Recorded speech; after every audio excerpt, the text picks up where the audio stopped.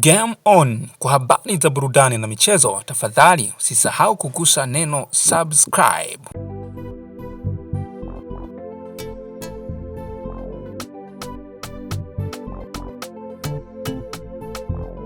Here come Younger again. Here's Dube. James and Hurd. Mikello sees his first attempt to put the ball into the box. Cut off. The second was more dangerous. It's also dealt with in the end. So come a little infield. Depu puts Younger in front.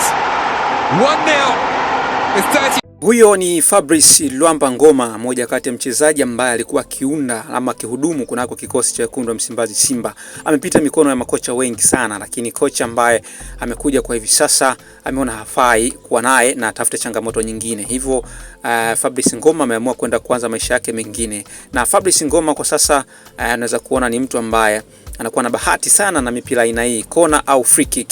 Na wanasimba wengi hakuna sijua Fabrice Ngoma kwenye mipira kama hii hapa ya juu.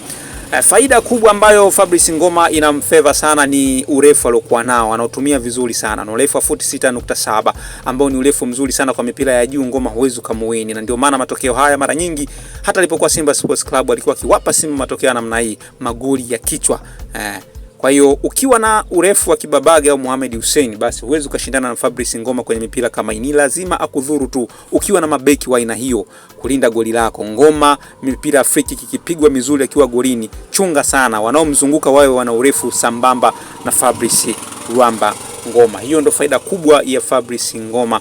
Ameamua kutafuta changamoto nyingine, lakini huko mambo yake yamemuia vizuri.